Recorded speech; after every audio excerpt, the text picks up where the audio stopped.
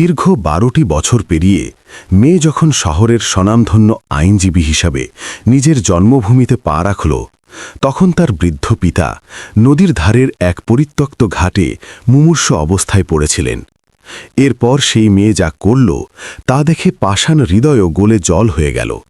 বন্ধুরা, রূপনগর গ্রামের সেই সকালটা অন্য যে কোনো সাধারণ দিনের মতোই শান্ত ছিল, কিন্তু সেদিনের পরিবেশে এমন কিছু একটা মিশে ছিল যা জানান দিচ্ছিল কোনো এক হারানো অধ্যায়ের পুনর্জন্ম হতে চলেছে।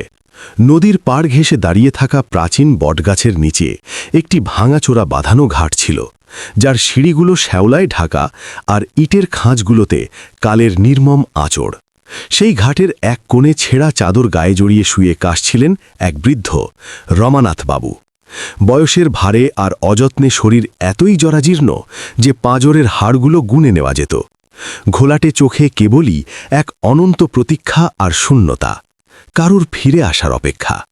সেই আদরের মেয়ের জন্য, যার ভবিষ্যৎ গড়তে তিনি নিজের রক্ত জল করে দিয়েছিলেন, নিজে অর্ধাহারে থেকে মেয়ের পড়ার খরচ জুগিয়েছিলেন, পৈতৃক তাঁতযন্ত্র বিক্রি করে তাকে শহরে পাঠিয়েছিলেন। মেয়ে শহরমুখী হওয়ার পর 12টা বছর কেটে গিয়েছিল, কিন্তু রমানাথ বাবুর মনের কোণে আশা তখনও প্রদীপ হয়ে জ্বলছিল। রোজ ভোরে তিনি ওই ঘাটের সিঁড়িতে এসে বসতেন আর দূরে শহরের দিকে যাওয়া মেঠো পথটার দিকে এক দৃষ্টে চেয়ে থাকতেন। আজ হয়তো সে আসবে, আজ নিশ্চয়ই তার দেখা মিলবে। কিন্তু প্রতিদিনের মতো আজও সূর্য উঠছিল আর নিরাশাকে সঙ্গী করে দিন গড়িয়ে যাচ্ছিল। তফাৎ শুধু এইটুকু ছিল যে আজ তার কাশির দমক আগের চেয়ে অনেক বেশি ভয়ঙ্কর আকার ধারণ করেছিল। পথচলতি মানুষজন তাকে দেখেও না দেখার ভান করে পাশ কাটিয়ে চলে যাচ্ছিল, কারণ অভাবীর দুর্দশা তো সবারই চেনা, কিন্তু তার পাশে দাঁড়ানোর মতো বুকের পাটা কারোর ছিল না। ঠিক সেই মুহূর্তেই মেঠো পথের ধুলো উড়িয়ে একটি কালো রঙের বিলাসবহুল গাড়ি গ্রামে ঢুকল, যা এই অবহেলিত গ্রামের মানুষদের কাছে কোনো বিস্ময়ের চেয়ে কম ছিল না।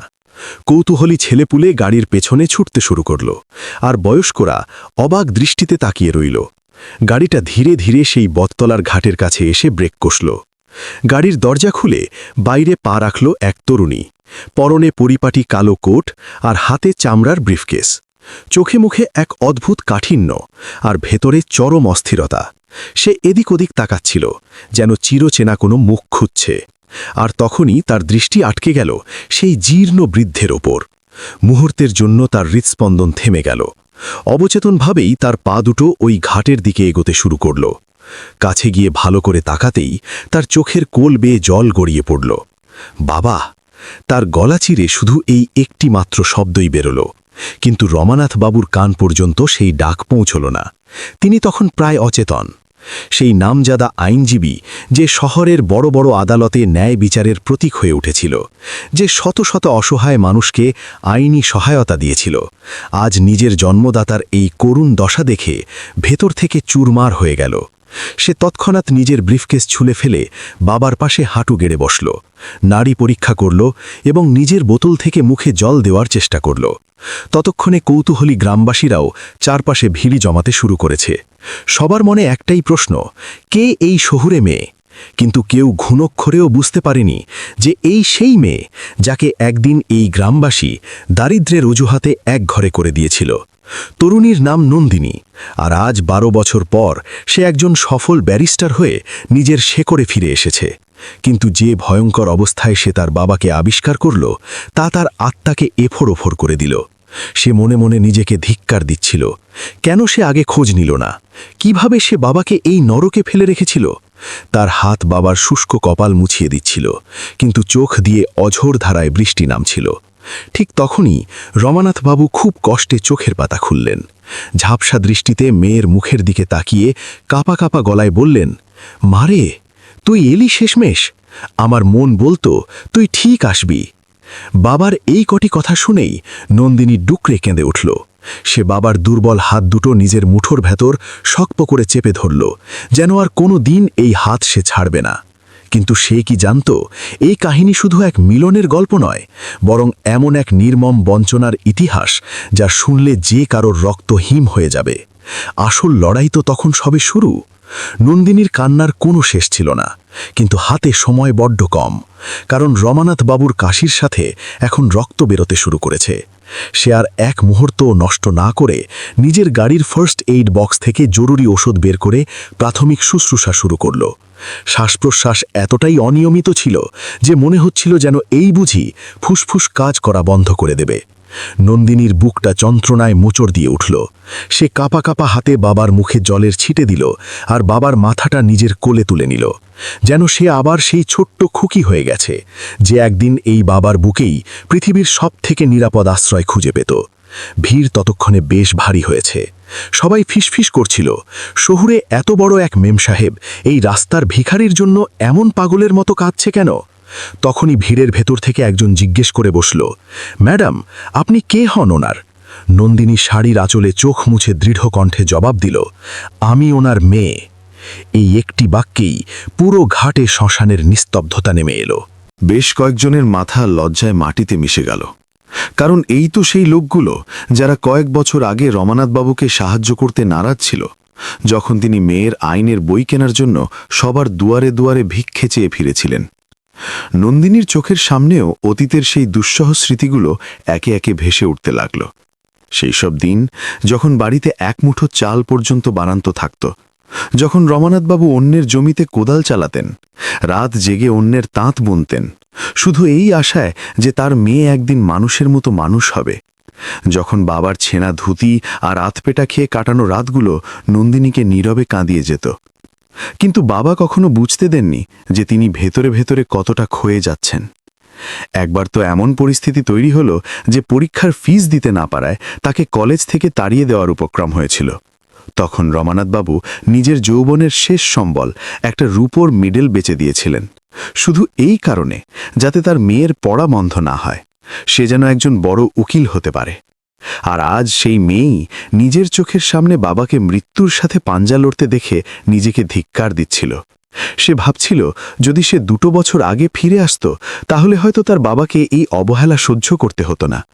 কিন্তু এখন আক্ষেপ করে সময় নষ্ট করার মানে হয় না। তাকে বাবাকে বাঁচাতে হবে যে কোনো শর্তে। সে সিদ্ধান্ত নিল সে এক মুহূর্ত এই অভিশপ্ত গ্রামে থাকবে না, বাবাকে নিয়ে সোজা শহরের সবচেয়ে নামী হাসপাতালে যাবে। ঠিক সেই সময় ভিড় ঠেলে এক বৃদ্ধা এগিয়ে এসে বললেন, মাগো, গত 2 দিন ধরে তোর বাবা এখানেই পড়ে ধুকছে, কেউ এক গ্লাস জল পর্যন্ত মুখে দেয়নি, আমরা তো ভেবেছিলাম মরেই যাবে লোকটা। এই কথা শোনা মাত্রই নন্দিনীর চোখে শোকের বদলে দাউ দাউ করে রাগ জ্বলে উঠল। সে পুরো ভিড়টার দিকে তাকিয়ে গর্জে উঠল, আপনারা কি মানুষ নাকি পশু? যে মানুষটা আপনাদের বিপদে আপদে কখনো পিছু পয়নি, আজ সে যখন রাস্তায় পড়ে মরছে আপনারা সবাই মুখ ঘুরিয়ে নিয়েছেন।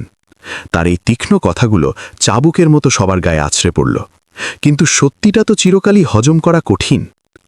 তখনই রমানাথবাবু মেয়ের হাতটা হালকা করে চেপে ধরে হাঁপাতে হাঁপাতে বললেন, মা, ওদের দোষ দিস না, ওরা ভয় পায়, ওরাও তো আমাদেরই লোক। বাবার মুখেই কথা শুনে নন্দিনী আরও ভেঙে পড়ল, কারণ মৃত্যুর দোরগোড়ায় দাঁড়িয়েও এই মানুষটা অন্যের জন্য ভাবছেন। সে আর কথা না বাড়িয়ে বাবাকে পাঁজাকোলা করে কোলে তুলে নিল। খুব সাবধানে গাড়ির পেছনের সিটে শুইয়ে দিল, যেন কোনো কাঁচের পুতুল একটু জোরে লাগলেই ভেঙে যাবে। গাড়িটা স্টার্ট দিয়ে ধুলো উড়িয়ে বেরিয়ে গেল, আর গ্রামবাসীরা মূর্তির মতো দাঁড়িয়ে রইল। কারোর মুখ দিয়ে একটা শব্দও বেরোল না, কারণ আজ তারা নিজেদের বিবেকের কাছে হেরে গিয়েছিল, আর এক মেয়ে নিজের বাবার ন্যায়ের জন্য পুরো পৃথিবীর বিরুদ্ধে যুদ্ধ ঘোষণা করেছিল। কিন্তু কাহিনী এখানেই ফুরোয়নি।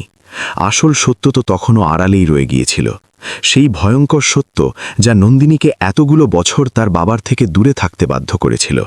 আর যখন সেই সত্যের আবরণ উন্মোচিত হবে তখন পাথরও কেঁদে উঠবে। গাড়িটা দুরন্ত বেগে ভাঙা রাস্তা পেরিয়ে হাইওয়ে ধরে শহরের দিকে ছুটছিল। নন্দিনী বারবার রিয়ার ভিউ মিরর দিয়ে পেছনের সিটে শুয়ে থাকে বাবার দিকে তাকাচ্ছিল, যিনি জ্বরের ঘোরে প্রলাপ বকছিলেন। তার এক একটা শ্বাস যেন অনেক কষ্টের বিনিময়ে আসছিল। আর ঠিক সেই মুহূর্তেই নন্দিনীর মস্তিষ্কে সেই পুরনো স্মৃতিগুলো বিদ্যুতের মতো ঝলসে উঠল, যেগুলোকে সে গত 12 বছর ধরে নিজের মনের গভীরতম প্রকোষ্ঠে বন্দী করে রেখেছিল। যেদিন সে গ্রাম ছেড়েছিল সেটা তার জীবনের সবচেয়ে অভিশপ্ত দিন ছিল। সেদিন সে দেশের সেরা ল কলেজে পড়ার সুযোগ পেয়েছিল ঠিকই, কিন্তু ভর্তির টাকার অঙ্কটা এতটাই বিশাল ছিল যে সেটা জোগাড় করা তাদের কাছে অসম্ভব ঠেকছিল। সে পাড়ার সবার কাছে সাহায্য চেয়েছিল, কিন্তু সবাই তাকে তাচ্ছিল্য করে তাড়িয়ে দিয়েছিল। কেউ কেউ তো এমনও বলেছিল, তাঁতির মেয়ে আবার ব্যারিস্টার হবে, শখ কত। আর সেই অপমানে যখন সে আত্মহত্যার কথা ভাবছিল, তখন রমানাথবাবু কাউকে কিছু না জানিয়ে এক ভয়ঙ্কর সিদ্ধান্ত নিয়েছিলেন। গ্রামের সবচেয়ে প্রভাবশালী আর নিষ্ঠুর কারখানার মালিক কেদার ঘোষের কাছ থেকে তিনি মোটা অঙ্কের টাকা ধার করেছিলেন নিজের ভিটেমাটি বন্ধক রেখে। কিন্তু সেই ধারের শর্তটা এমন ছিল যা শুনলে শয়তানও শিউরে উঠবে। শর্ত ছিল, টাকা শোধ না হওয়া পর্যন্ত রমানাথবাবুকে কেদার ঘোষের রাসায়নিক কারখানায় বিনা পারিশ্রমিকে বিগার খাটতে হবে। নন্দিনীকে এই চুক্তির বিন্দু বিসর্গও জানতে দেওয়া হয়নি। তাকে শুধু বলা হয়েছিল, মারে, তুই শুধু নিজের স্বপ্নের পেছনে ছোট, আর কখনো পেছনের দিকে ফিরে তাকাবি না। আর সে শহরের ট্রেনে চেপে বসেছিল। কিন্তু সে কি ঘুণাক্ষরেও জানত তার বাবা প্রতিদিন ওই বিষাক্ত কারখানার ধোঁয়ায় একটু একটু করে নিজের আয়ু কমিয়ে আনছেন। প্রথম দিকে তিনি দিনরাত অমানুষিক পরিশ্রম করতেন, কিন্তু সুদে আসলে সেই ঋণের বোঝা এতই বেড়ে গেল যে কেদার ঘোষ তাকে আক্ষরিক অর্থেই কৃতদাস বানিয়ে ফেলল। সে রমানাথবাবুকে কারখানার সবচেয়ে বিপজ্জনক চেম্বারে কাজ করতে বাধ্য করত, কোনো সুরক্ষা ছাড়া, বিষাক্ত গ্যাসের মধ্যে একটানা কাজ। বদলে জুটত শুধু গালিগালাজ আর আধপেটা খাবার। কিন্তু রমানাথবাবু কখনো অভিযোগ করেননি, কারণ তার মেয়ের স্বপ্নই ছিল তার বেঁচে থাকার একমাত্র সম্বল। তিনি রোজ রাতে ঈশ্বরের কাছে শুধু একটাই প্রার্থনা করতেন, তার মেয়ে যেন বড় উকিল হয়ে সব অবিচারের বদলা নেয়। ওদিকে শহরে নন্দিনীর লড়াইটাও সোজা ছিল না। পড়ার খরচ জোগাতে তাকে টিউশনি করতে হতো, হোটেলে বাসন মাজতে হতো। অনেক রাত সে শুধু জল খেয়ে কাটিয়েছে। আর এরই মধ্যে এক নোংরা ষড়যন্ত্র তাদের দুজনের জীবনকে চিরতরে আলাদা করে দিল। একদিন গ্রামের এক লোক শহরে এসে তাকে একটা চিঠি দিয়ে গেল। তাতে লেখা ছিল, তার বাবা অন্য এক মহিলাকে বিয়ে করে নতুন সংসার পেতেছেন, আর নন্দিনীর সাথে তিনি আর কোনো সম্পর্ক রাখতে চান না। এই চিঠিটা নন্দিনীকে ভেতর থেকে খুন করে ফেলেছিল। সে অভিমানে পাথর হয়ে গিয়েছিল। সে ভেবেছিল তার বাবা তাকে সত্যিই পর করে দিয়েছেন। আর সেই চরম ক্ষোভ আর অভিমানেই সে নিজেকে সম্পূর্ণভাবে আইনের দুনিয়ায় হারিয়ে ফেলেছিল, আর কোনোদিন গ্রামের খবর নেয়নি। কিন্তু আজ 12 বছর পর ফিরে এসে সে বুঝতে পারছিল সে কত বড় এক ষড়যন্ত্রের শিকার হয়েছিল। তার বাবা তাকে ভোলেননি, বরং তার জন্য নিজেকে তিলে তিলে শেষ করে দিয়েছেন। আর এটা ভেবেই নন্দিনীর বুকটা ফেটে যাচ্ছিল। স্টিয়ারিং হুইলের উপর তার আঙুলগুলো শক্ত হয়ে বসে গেল, গাল বেয়ে জল গড়িয়ে পড়ছিল। হঠাৎ পেছনের সিট থেকে একটা ভাঙা ভাঙা স্বর ভেসে এলো, মা, তুই কাঁদছিস? নন্দিনী চমকে পেছনে তাকালো। রমানাথবাবু চোখ খুলেছেন আর মেয়ের দিকে তাকিয়ে খুব ম্লান একটা হাসি হাসছেন, যেন তার শরীরে কোনো রোগ বা যন্ত্রণা নেই। এই হাসিটা দেখে নন্দিনীর বাঁধ ভেঙে গেল। সে গাড়িটা রাস্তার একপাশে ব্রেক কষে থামালো, পেছনের সিটে গিয়ে বাবার পায়ে মাথা রেখে হাউ হাউ করে কেঁদে উঠল। বাবা, আমায় মাপ করে দাও। আমি ওই মিথ্যা চিঠিটা বিশ্বাস করে তোমায় ছেড়ে চলে গিয়েছিলাম। আমি তোমার এই অবস্থার কথা একটুও বুঝতে পারিনি। কিন্তু রমানাথবাবু তার কাপা হাতটা মেয়ের মাথায় রেখে পরম স্নেহে বললেন, পাগলি মেয়ে, বাবা কি কখনো সন্তানের উপর অভিমান করে থাকতে পারে? আমার তো আজ বুকটা গর্বে ফুলে উঠছে, আমার মেয়ে আজ কত বড় উকিল হয়েছে। বাবার এই কথাগুলো নন্দিনীর আত্মায় গিয়ে বিঁধল। এত অকথ্য অত্যাচার সহ্য করার পরেও তার বাবার মনে কারোর প্রতি কোনো ক্ষোভ নেই, আছে শুধুই একরাশ নিখাদ ভালোবাসা। সেই মুহূর্তেই নন্দিনী নিজের মনে একটা প্রতিজ্ঞা করল, সে এবার তার বাবাকে তো বাঁচাবেই, কিন্তু তার পাশাপাশি যারা তার বাবার এই অবস্থা করেছে তাদের কাউকে সে রেয়াত করবে না। কিন্তু সে জানত না তার জীবনের সবচেয়ে বড় পরীক্ষা এখনও বাকি। কারণ যে কেদার ঘোষ তার বাবার জীবনটা নরক বানিয়েছিল, সে আজও বুক ফুলিয়ে গ্রামে ঘুরে বেড়ায়, আর এখন সে নন্দিনীর টার্গেটে। নন্দিনী যেমনই বাবার মাথা থেকে হাত সরালো, তার চোখে একটা অদ্ভুত ঠান্ডা আগুন জ্বলতে দেখা গেল। শোক আর জেদের এমন এক সমীকরণ যা যে কোনো মানুষকে এক ভয়ঙ্কর শক্তিতে পরিণত করতে পারে। সে তৎক্ষণাৎ গাড়ির ইঞ্জিন স্টার্ট দিল, আর এবার গাড়ির মুখ শহরের হাসপাতালের দিকে নয়, ঘুরে গেল কেদার ঘোষের সেই পেল্লায় প্রাসাদের দিকে, যে প্রাসাদ তার বাবার রক্ত আর ঘামের ওপর দাঁড়িয়ে আছে। পুরো রাস্তাটায় সে একটা কথাও বলল না। তার মাথায় শুধু একটাই আইন ঘুরছিল, প্রতিশোধের আইন।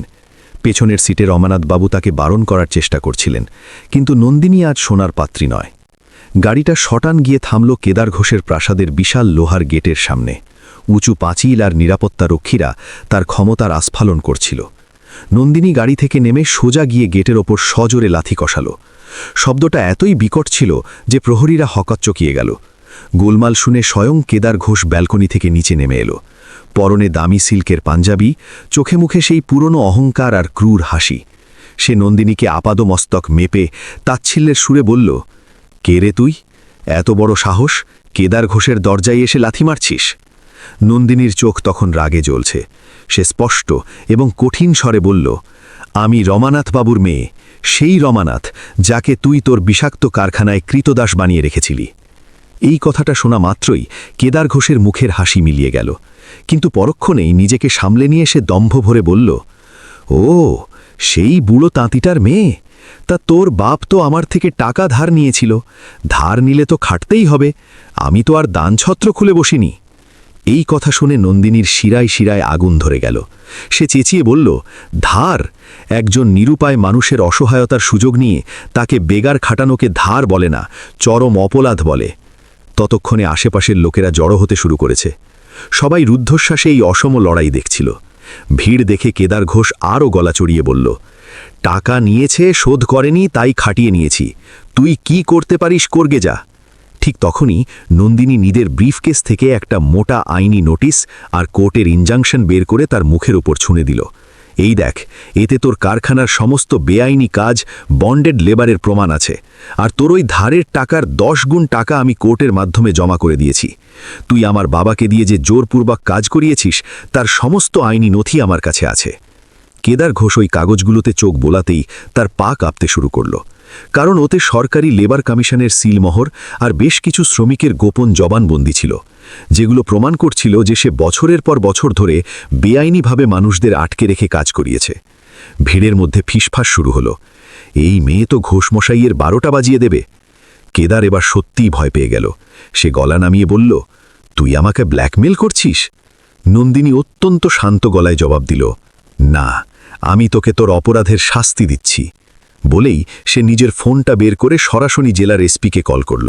স্যার, আমি অ্যাডভোকেট নন্দিনী বলছি। এখানে একজন ক্রিমিনাল আছে যে হিউম্যান ট্রাফিকিং আর বন্ডেড লেবারের সাথে যুক্ত। আমি লোকেশন পাঠাচ্ছি। ফোনের কথা শুনেই কেদার ঘোষের অবস্থা সঙ্গীন হয়ে গেল। সে আর কোনো উপায় না দেখে নন্দিনীর পায়ের কাছে বসে পড়ল। মা, আমাকে ছেড়ে দে, আমার ভুল হয়ে গেছে, আমি তোর বাবার সব চিকিৎসা করাবো। কিন্তু নন্দিনীর মন এবার আর গলল না। সে পা সরিয়ে নিয়ে বলল, যেদিন আমার বাবা তোর পায়ে ধরে কেঁদেছিল সেদিন তুই তাকে ছেড়ে দিসনি, আজ আইনও তোকে ছাড়বে না।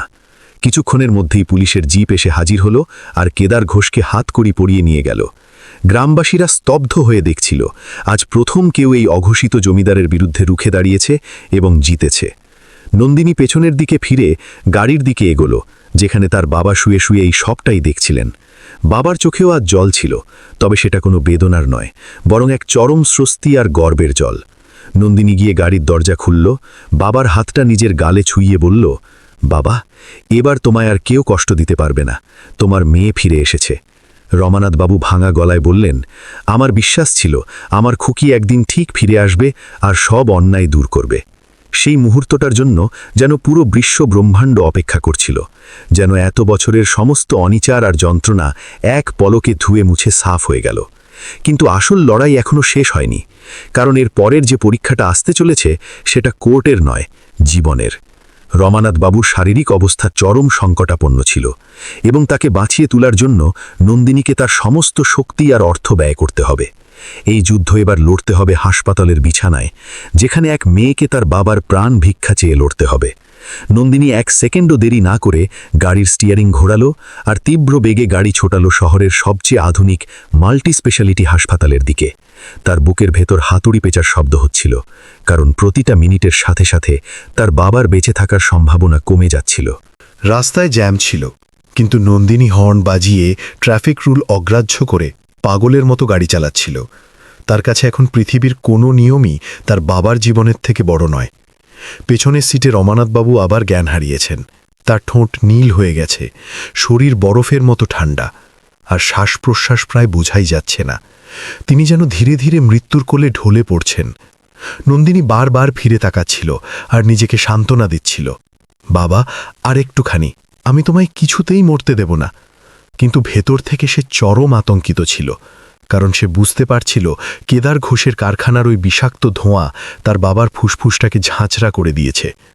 গাড়িটা হাসপাতালের এমার্জেন্সি গেটে ব্রেক কষতেই সে নিজেই চিৎকার করতে করতে ভেতরে ঢুকল, এমার্জেন্সি, স্ট্রেচার আনুন তাড়াতাড়ি। তার গলার স্বরে এমন একটা আকুতি ছিল যে হাসপাতালের স্টাফরা তড়িঘড়ি স্ট্রেচার নিয়ে ছুটে এলো। রমানাথবাবুকে তৎক্ষণাৎ এমার্জেন্সি ওয়ার্ডে ঢোকানো হলো। নন্দিনী পেশায় আইনজীবী হলেও আজ সে শুধু একজন অসহায় মেয়ে, যার পুরো পৃথিবীটা ওই কাঁচের দরজার ওপাশে মৃত্যুর সাথে লড়ছে। সে ডিউটিরত ডাক্তারকে বাবার সমস্ত হিস্ট্রি জানালো। দীর্ঘদিনের অপুষ্টি, বিষাক্ত রাসায়নিকের প্রভাব, বুকে প্রবল ব্যথা এবং কাশির সাথে রক্তপাত। ডাক্তার তখনই স্পেশালিস্ট টিমকে খবর দিলেন। Oxygen support, X-ray, CT scan আর রক্ত পরীক্ষার নির্দেশ দেওয়া হলো। মেশিনের শব্দগুলো চালু হলো। ইসিজি মনিটরের বিপ বিপ আওয়াজ পুরো এমার্জেন্সি রুমের পরিবেশকে আরও বেশি থমথমে করে তুলল। নন্দিনী বাইরে দাঁড়িয়ে কাচের ভেতর দিয়ে দেখছিল। তার হাত কাঁপছিল, চোখে পলক পড়ছিল না। মনের ভেতর একটাই প্রশ্ন, সে কি পারবে তার বাবাকে ফিরিয়ে আনতে? ঠিক তখনই একজন নার্স হন্তদন্ত হয়ে বাইরে এসে বলল, ম্যাডাম, পেশেন্টের অবস্থা খুব সিরিয়াস, ওনার এমার্জেন্সি প্লাজমা আর এ নেগেটিভ ব্লাড লাগবে, লাংস প্রায় কোল্যাপস করে গেছে। নন্দিনী চমকে উঠল, কারণ এ নেগেটিভ অত্যন্ত রেয়ার ব্লাড গ্রুপ। সে এক মুহূর্ত না ভেবে বলল, আমার রক্তের গ্রুপ এ নেগেটিভ, আমি রক্ত দেব। সে তক্ষুনি ব্লাড ব্যাংকের দিকে ছুটে গেল। ফর্ম পূরণ করে রক্ত দেবার জন্য বেডে শুয়ে পড়ল। সূঁচ ফুটল তার শিরার ভেতর। রক্ত ধীরে ধীরে ব্যাগে জমা হতে লাগল। আর সেই রক্তের সাথে মিশে থাকল তার 12 বছরের জমানো কষ্ট, অপরাধ বোধ আর বাবার প্রতি অগাধ ভালোবাসা। সে চোখ বন্ধ করে মহাবিশ্বের কাছে প্রার্থনা করতে লাগল, আমার সমস্ত পুণ্য, আমার জীবন তুমি নিয়ে নাও, কিন্তু আমার বাবাকে তুমি ফিরিয়ে দাও। কিছুক্ষণের মধ্যেই রক্ত আর প্লাজমা রেডি হয়ে গেল এবং রমানাথবাবুকে ট্রান্সফিউশন শুরু হলো। কিন্তু অবস্থা তখনও নিয়ন্ত্রণের বাইরে। ফুসফুসের ইনফেকশন পুরো শরীরে ছড়িয়ে পড়ছিল।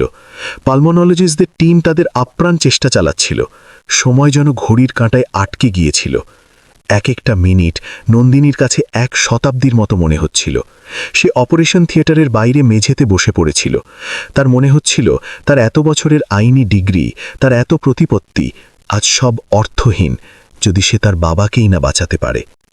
আজ তার মনে পড়ছিল সেই ছোটবেলার কথা, যখন সামান্য জ্বর হলে বাবা সারা রাত জেগে তার শিয়রে বসে থাকতেন।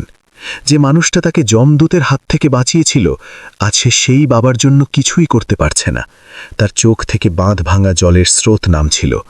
হঠাৎ ওটির দরজা খুলে গেল। চিফ ডাক্তার বাইরে এলেন। তার মুখটা অত্যন্ত চিন্তিত দেখাচ্ছিল। নন্দিনী লাফিয়ে উঠে দাঁড়াল, ডাক্তারবাবু, আমার বাবা কেমন আছেন? ডাক্তার একটা দীর্ঘশ্বাস ছেড়ে বললেন, আমরা আমাদের বেস্ট চেষ্টা করছি, কিন্তু আগামী 24 ঘন্টা খুব ক্রিটিক্যাল, ওনাকে ভেন্টিলেশনে দিতে হচ্ছে। এই কথাটা নন্দিনীর পায়ের তলা থেকে মাটি কেড়ে নিল। সে দেয়াল ধরে বসে পড়ল, চোখ বন্ধ করে নিজেকে শক্ত করার আপ্রাণ চেষ্টা করল। কিন্তু ভেতর থেকে তার মন বলছিল সে হার মানতে পারে না। সে একজন যোদ্ধা, আর তার চেয়েও বড় কথা, সে রমানাথবাবুর মেয়ে। সে নিজের চোখের জল মুছল এবং ঠিক করল সে শুধুই নিয়তির ওপর সব ছেড়ে দিয়ে বসে থাকবে না। সে শহরের নামকরা বিশেষজ্ঞদের সাথে ফোনে যোগাযোগ করতে শুরু করল। বিভিন্ন হাসপাতাল থেকে সিনিয়র ডাক্তারদের কনসালটেশনের জন্য ডাকল। কেস হিস্ট্রি নিয়ে আলোচনা করল। সে এই লড়াইয়ে নিজের জীবনের সবটুকু বাজি রেখে দিল। রাতের অন্ধকার গভীর হচ্ছিল, কিন্তু হাসপাতালের এমার্জেন্সি লাইটগুলো জল করছিল। ঠিক যেমন নন্দিনীর মনের ভেতর আশাগুলো টিম টিম করে জ্বলছিল। এক একটা ঘণ্টা পেরোচ্ছিল আর উদ্বেগ বাড়ছিল। কিন্তু ভোররাতের দিকে হঠাৎ ইসিজি মনিটরের বিপ বিপ শব্দটা একটু স্টেবল হলো। অক্সিজেনের মাত্রা সামান্য বাড়ল, আর ডাক্তারদের চোখে মুখে একটা সাময়িক স্বস্তির ছাপ পড়ল। নন্দিনীও প্রথমবার একটু স্বস্তির নিঃশ্বাস ফেলল। সে আইসিইউ এর ভেতরে গিয়ে বাবার গায়ে হাত রেখে ফিসফিস করে বলল, বাবা, তুমি একটুও ভয় পেও না, আমি এখানেই আছি, তোমার পাশে। আর ঠিক সেই সময় রমানাথবাবুর চোখ সামান্য নড়ে উঠল। তিনি যেন মেয়ের স্পর্শটা অনুভব করতে পারছিলেন। এই সামান্য নড়াচড়াই নন্দিনীকে এক পাহাড় সমান শক্তি এনে দিল। কিন্তু সে কি জানত যে এই যুদ্ধটা এখনো অনেক লম্বা, আর সামনে এমন এক চরম পরীক্ষা আসতে চলেছে যা তাকে আর্থিকভাবে একেবারে নিঃস্ব করে দেবে। হাসপাতালের ওই ঠান্ডার জীবাণুমুক্ত পরিবেশে সময় যেন স্তব্ধ হয়েছিল, কিন্তু নন্দিনীর ভেতরে এক তুমুল ঝড় বয়ে যাচ্ছিল। আইসিইউ এর মেশিনের বিপ বিপ শব্দের মধ্যে সে যেন বাবার জীবনের শেষ ক্ষণগুলো গুনছিল। রমানাথবাবু এখনও ভেন্টিলেটরে, শরীর নিস্তেজ, কিন্তু প্রাণশক্তি তখনও লড়ছে। এর মধ্যেই ডাক্তাররা কিছু নতুন রিপোর্ট হাতে পেলেন, যা পরিস্থিতিকে আরও ভয়ঙ্কর করে দিল। তার শরীরে শুধু ফুসফুসের ক্ষতিই হয়নি, কেমিক্যালের কারণে লিভারেও সিরিয়াস ইনফেকশন ধরা পড়েছে। এটা শুনেই নন্দিনীর মাথার উপর আকাশ ভেঙে পড়ল, কিন্তু সে নিজেকে ভেঙে পড়তে দিল না। সে নিজে ডাক্তারি রিপোর্টগুলো নিয়ে অন্যান্য বড় চিকিৎসকদের কাছে পাঠালো। মাত্র কয়েক ঘন্টার মধ্যে সুপ্রিম কোর্টের পরিচিতি কাজে লাগিয়ে সে রাজধানীর কয়েকজন সেরা স্পেশালিস্টকে স্পেশাল ফ্লাইটে উড়িয়ে আনল। আইসিইউ এর বাইরে একটি মেডিকেল বোর্ড গঠন করা হলো। আর এই সব কিছুই সম্ভব হলো কারণ একজন মেয়ে তার বাবার জীবনের জন্য অসাধ্য সাধন করতে নেমেছিল। এবার আরও উন্নত চিকিৎসা শুরু হলো, দামি ইঞ্জেকশন, লাইফ সাপোর্ট সিস্টেম আর প্রতি ঘন্টার মনিটরিং। নন্দিনী নিজে আইসিইউ এর বাইরে ঠাঁয় দাঁড়িয়ে থাকত, কখনো উকিল হিসেবে ডাক্তারদের সাথে লজিক নিয়ে কথা বলতো, আবার কখনো অসহায় মেয়ে হয়ে ফুপিয়ে কাঁদত। কিন্তু এর মধ্যেই আরও একটি বড় সমস্যা এসে হাজির হলো। হাসপাতালের ম্যানেজমেন্ট তাকে ডেকে পাঠালো এবং জানালো যে স্পেশালিস্ট ডাক্তার আর এই উন্নত লাইফ সাপোর্টের জন্য প্রতিদিন লক্ষ লক্ষ টাকা খরচ হচ্ছে। এখনই একটা বড় অঙ্কের বিল জমা না দিলে এই চিকিৎসা চালানো সম্ভব হবে না। এই কথা শুনে নন্দিনীর রাগে ফেটে পড়ল। টাকা? আমার বাবার প্রাণের থেকে আপনাদের কাছে টাকা বড় হলো? কিন্তু বাস্তব বড় কঠিন। চিকিৎসার খরচ সত্যি আকাশ ছোঁয়া ছিল, আর নন্দিনীর জমানো টাকা প্রায় শেষ হয়ে এসেছিল। এক মুহূর্তের জন্য তার মনে হলো সে কি টাকার কাছে হেরে যাবে, কিন্তু না। সে তৎক্ষণাৎ তার ব্যাংকে ফোন করল, নিজের সমস্ত মিউচুয়াল ফান্ড ভেঙে ফেলল, নিজের দামি গাড়িটা বিক্রি করার জন্য ব্রোকারকে ফোন করল, এমনকি শহরের নিজের ফ্ল্যাটটাও জলের দরে বিক্রি করার কাগজপত্রে সই করে দিল। কারণ তার কাছে তার বাবার এক একটা শ্বাস পৃথিবীর যে কোনো সম্পদের চেয়ে অনেক বেশি মূল্যবান ছিল। আইসিইউতে রমানাথবাবুর অবস্থা ছিল জোয়ার ভাটার মতো, কখনো একটু ভালো হতো, পরক্ষণেই আবার খারাপের দিকে যেত। ডাক্তাররা বলতেন এটা একটা দীর্ঘ প্রক্রিয়া। এই কথাগুলো নন্দিনীকে ভেতর থেকে দুর্বল করে দিত, কিন্তু সে আবার উঠে দাঁড়াত। তার চোখে গত 3 দিন ধরে এক ফোঁটাও ঘুম নেই। সে ঘন্টার পর ঘন্টা আইসিইউ এর কাঁচের বাইরে দাঁড়িয়ে বাবার দিকে তাকিয়ে থাকত। আর এমনই এক মাঝরাতে, যখন চারিদিক শুনশান, হঠাৎ মনিটরের অ্যালার্ম বেজে উঠল। নার্সরা ছুটোছুটি শুরু করল, ডাক্তাররা দৌড়ে এলো। নন্দিনীর বুকের স্পন্দন থেমে গেল। বাবার অক্সিজেনের মাত্রা হঠাৎ করে তলানিতে নেমে গেছে। ডাক্তাররা তৎক্ষণাৎ ডিফিব্রিলেটর নিয়ে এলেন। বুকে শক দেওয়া হলো। পুরো আইসিইউ যেন একটা যুদ্ধক্ষেত্রে পরিণত হলো। নন্দিনী কাঁচের বাইরে দাঁড়িয়ে স্তব্ধ হয়ে এইসব দেখছিল। তার চোখ ফেটে জল বেরোচ্ছিল। সে 2 হাত জোর করে ফ্লোরে বসে পড়ল। ঈশ্বর, আমার বাবাকে আমার কাছ থেকে কেড়ে নিও না। আমাকে আর একবার অন্তত ওকে জড়িয়ে ধরতে দাও। সেই মুহূর্তে সে কোনো দাপুটে উকিল ছিল না। সে ছিল স্রেফ একটা মেয়ে, যে তার হারানো বাবাকে ফিরে পেতে ভিক্ষে চাইছিল। কয়েকটা মিনিট, যা তার কাছে কয়েক যুগের সমান মনে হলো। তারপর মনিটরের গ্রাফটা আবার স্বাভাবিক ছন্দে ফিরে এলো। ডাক্তাররা ঘাম মুছলেন। নন্দিনী সেখানেই মেঝেতে লুটিয়ে পড়ল। তার শরীরের সমস্ত শক্তি যেন নিংড়ে নেওয়া হয়েছিল, কিন্তু বাবার বেঁচে থাকার আশাটা তখনও অটুট ছিল। একটু পরে একজন নার্স এসে তার কাঁধে হাত রেখে বলল, ম্যাডাম, আপনার বাবা জ্ঞান ফেরার ঘোরে আপনার নাম ধরে ডাকছিলেন। কথাটা শুনেই নন্দিনী বিদ্যুতের মতো উঠে দাঁড়াল। আইসিইউ এর ভেতরে ঢুকে বাবার বেডের পাশে গিয়ে বসল। রমানাথবাবুর চোখে অক্সিজেন মাস্ক, কিন্তু চোখের পাতা সামান্য কাঁপছে। নন্দিনী তার হাতটা নিজের গালে চেপে ধরল। বাবা, আমি নন্দিনী, আমি এখানেই আছি। ঠিক তখনই রমানাথবাবুর চোখের কোণ বেয়ে এক ফোঁটা জল গড়িয়ে বালিশে পড়ল, যেন তিনি সব বুঝতে পারছেন। ওই এক ফোঁটা জল নন্দিনীকে নতুন করে বাঁচার রসদ দিল। সে মনে মনে শপথ নিল যমরাজের হাত থেকেও সে তার বাবাকে ছিনিয়ে আনবে। কিন্তু ভাগ্যের লিখন তখনও বাকি। পরের দিন সকালে চিফ ডাক্তার যে কথাটা বললেন তা নন্দিনীকে থরথর করে কাঁপিয়ে দিল। যদি আগামী 24 ঘন্টার মধ্যে পেশেন্ট নিজের থেকে শ্বাস নিতে না পারে, তবে ভেন্টিলেশন আর কাজ করবে না। বাক্যটা অসম্পূর্ণ থাকলেও এর অর্থ নন্দিনীর বুঝতে বাকি রইল না। তার হাতে মাত্র একটা দিন, মাত্র ২৪ ঘণ্টা, আর এই ২৪ ঘণ্টা তার জীবনের সবচেয়ে ভয়ঙ্কর এবং নির্ণায়ক সময় হতে চলেছে। এই আগামী ২৪ ঘণ্টা নন্দিনীর জন্য কাল রাত্রির মতো হয়ে দাঁড়াল। প্রতিটি মুহূর্ত যেন তার বুকের ওপর ভারী পাথর চাপা দিচ্ছিল।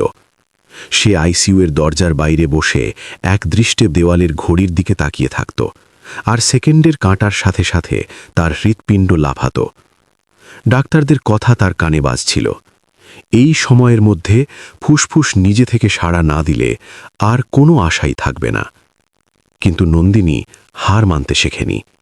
সে সারা রাত আইসিইউয়ের বাইরে জেগে কাটালো, ইন্টারনেটে মেডিকেল জার্নাল ঘাঁটল, অন্য ডাক্তারদের সাথে ফোনে কনফারেন্স করল।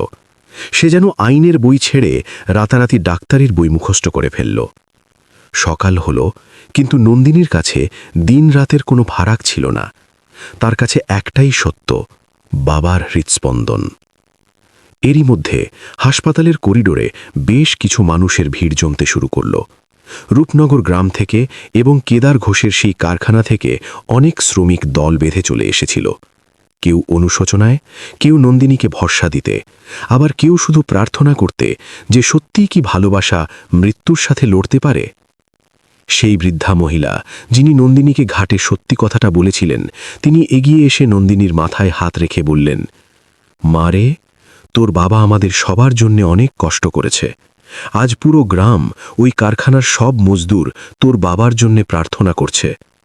এই কথাটা শুনে নন্দিনীর চোখে আবার জল এলো, কিন্তু এবারের জলে দুর্বলতা ছিল না, ছিল অসীম জোর। সে বুঝল তার বাবার নিঃস্বার্থ ভালোবাসা শুধু তাকে নয়, ওই গ্রামের প্রতিটি মানুষকে বেঁধে রেখেছিল। সে আবার আইসিইউতে ঢুকল, বাবার হাতটা ধরে ফিসফিস করে বলল, বাবা, দেখো কত মানুষ তোমার জন্য এসেছে, তুমি একা নও, আমরা সবাই তোমার সাথে লড়ছি। সেই মুহূর্তেই যেন একটা মিরাকল ঘটল। রমানাথবাবুর আঙুলগুলো হালকা নড়ে উঠল, আর ভেন্টিলেটরের মনিটরে তার নিজের শ্বাস নেওয়ার গ্রাফটা স্পষ্ট হতে শুরু করল। ডাক্তাররা একে অত্যন্ত পজিটিভ সাইন বলে ধরে নিলেন। কিন্তু বিপদ তখনও কাটেনি। হঠাৎ করেই আরেকটি কমপ্লিকেশন দেখা দিল। লাংসের ইনফেকশনের কারণে হার্টের উপর চাপ পড়ছিল। ডাক্তাররা বললেন, এক্ষুনি একটা মাইনর প্রসিডিওর করে লাংস থেকে ফ্লুইড বের করতে হবে, যেটা বেশ ঝুঁকিপূর্ণ। নন্দিনী ১ সেকেন্ডও না ভেবে কনসেন্ট ফর্মে সই করে দিল, কারণ এখন ভয় পাওয়ার সময় নয়, সিদ্ধান্ত নেওয়ার সময়। প্রসিডিওর শুরু হলো। নন্দিনী বাইরে দাঁড়িয়ে চোখ বন্ধ করে রইল। তার মনে পড়ছিল সেই ১২ বছর আগের কথা, যখন সে অভিমানে বাবাকে বলেছিল, আমি আর কখনো তোমার মুখ দর্শন করব না। সেই কথাগুলো আজ তাকে তীরের মতো বীজ ছিল। সে ভাবছিল নিজের ইগো আর রাগের বশে সে কতগুলো বছর তার বাবার থেকে দূরে ছিল। সে ডুকরে কেঁদে উঠল। কিন্তু কিছুক্ষণ পরেই সে চোখের জল মুছল, কারণ এখন তার শক্ত থাকার সময়। সে বাবার বেডের পাশে গিয়ে দাঁড়াল। বাবা, আমি ফিরে এসেছি, আমি আর কোথাও যাব না, আমায় তুমি একা করে যেও না। তার গলায় এমন এক তীব্র আরতি ছিল, যা শুনে রমানাথবাবু ধীরে ধীরে চোখ খোলার চেষ্টা করলেন। আর দীর্ঘ ১২ বছর পর তার দৃষ্টি সরাসরি তার আদরের নন্দিনীর মুখের উপর পড়ল। এই দৃশ্য দেখে আইসিইউয়ের সমস্ত ডাক্তার ও নার্স স্তব্ধ হয়ে গেলেন। ডাক্তার তৎক্ষণাৎ তার রিফ্লেক্স চেক করলেন। It's a miracle, patient response করছে। নন্দিনীর যেন প্রাণ ফিরে এলো। সে বাবার হাতটা চুমু খেল, আর তার চোখ দিয়ে বাঁধ ভাঙা আনন্দাশ্রু বইতে শুরু করল। কিন্তু ডাক্তাররা সাবধান করে দিলেন, এখনও অবজারভেশনে রাখতে হবে, তবে বিপদমুক্ত বলা যেতে পারে। নন্দিনী জানত এবার সে জিতে গেছে। বাইরে তখন সূর্য ডুবছিল, কিন্তু হাসপাতালের ওই ঘরটায় একটা নতুন ভোরের আলো ফুটতে শুরু করেছিল। আর সেই আলো প্রমাণ করে দিয়েছিল সন্তানের জেদ আর ভালোবাসার কাছে নিয়তিও মাথা নত করতে বাধ্য হয়। হাসপাতালের সেই নিস্তব্ধ আইসিইউ, যেখানে গত কয়েকদিন ধরে শুধু মৃত্যু ভয় আর উৎকণ্ঠা রাজত্ব করছিল, সেখানে আজ নতুন প্রাণের স্পন্দন।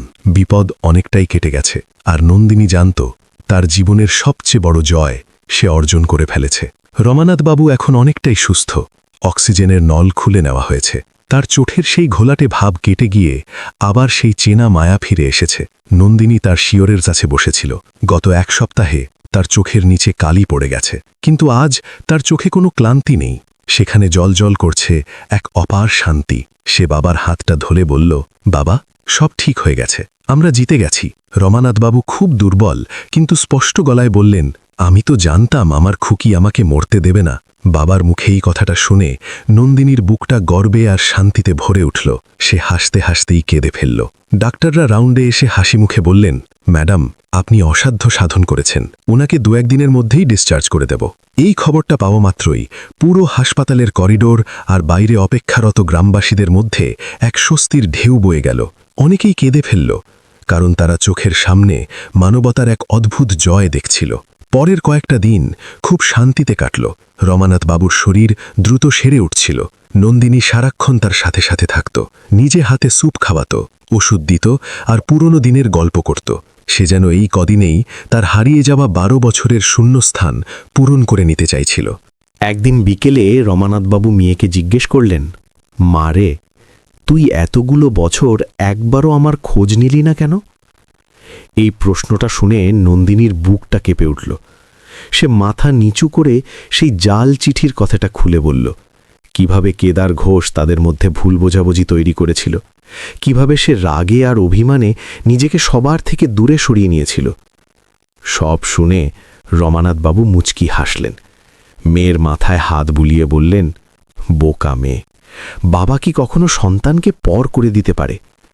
আমি তো রোজ ওই ঘাটে বসে তোর জন্যই পথ চেয়ে থাকতাম। এই কথা শুনে নন্দিনী বাবাকে জড়িয়ে ধরে অঝরে কাঁদল। তার ভেতরে জমে থাকা সমস্ত পাথর আজ গলে জল হয়ে গেল। অবশেষে ডিসচার্জের দিন এলো। নন্দিনী যখন তার বাবাকে নিয়ে রূপনগর গ্রামে ফিরল, তখন দৃশ্যটা ছিল দেখার মতো। যে গ্রামবাসীরা একদিন ভয়ে মুখ লুকিয়েছিল, আজ তারা রাস্তায় সারিবদ্ধভাবে দাঁড়িয়ে ফুলের মালা নিয়ে তাদের স্বাগত জানালো। তাদের চোখে যেমন লজ্জা ছিল, তেমনই ছিল এই লড়াকু মেয়ের প্রতি অগাধ সম্মান। কেদার ঘোষের কারখানার সব শ্রমিকরা আজ মুক্ত। তারা নন্দিনীকে ভগবান মানছিল। নন্দিনী গাড়িটা সেই বটতলার ভাঙা ঘাটের সামনে দাঁড় করালো। সে গ্রামবাসীদের উদ্দেশ্যে ঘোষণা করল, আজ থেকে এই গ্রামে আর কেউ বিনা চিকিৎসায় বা আইনি সহায়তার অভাবে মারা যাবে না। আমি ওই কেদার ঘোষের বাজেয়াপ্ত করা জমিতে একটা অবৈতনিক স্কুল আর ফ্রি লিগ্যাল এইড ক্লিনিক তৈরি করব। সবাই অবাক হয়ে শুনল, আর নন্দিনী যা কথা দিয়েছিল তা অক্ষরে অক্ষরে পালন করল। কয়েক মাসের মধ্যেই সেখানে গরিবদের জন্য স্কুল এবং আইনি সহায়তা কেন্দ্র চালু হয়ে গেল। আর রমানাথবাবু রোজ বিকেলে সেখানে বসে বাচ্চাদের গল্প শোনাতেন। একদিন পড়ন্ত বিকেলে যখন নদীর ওপর দিয়ে ঠান্ডা হাওয়া দিচ্ছিল, রমানাথবাবু ঘাটের সিঁড়িতে বসেছিলেন। নন্দিনী তার পাশে এসে বসল। বাবার কাঁধে মাথা রেখে হাসি মুখে বলল, বাবা, এখন সব ঠিক আছে তো? রমানাথবাবু মেয়ের মাথায় হাত রেখে শান্ত গলায় বললেন, হ্যাঁ মা, এবার সব ঠিক আছে, কারণ তুই আমার সাথে আছিস। সেই মুহূর্তে বাপ মেয়ের চোখে যে দীপ্তি ছিল তা পৃথিবীর সমস্ত সম্পত্তির চেয়েও দামি, কারণ তা ছিল এক নিখাদ ভালোবাসার, ত্যাগের আর ন্যায়ের দীপ্তি। আর সত্যি বলতে সেদিন শুধু একজন মেয়ে জেতেনি, জিতেছিল সমগ্র মানবতা। আর এই অদম্য লড়াইয়ের গল্প আজও সেই গ্রামের মানুষের মুখে মুখে ফেরে।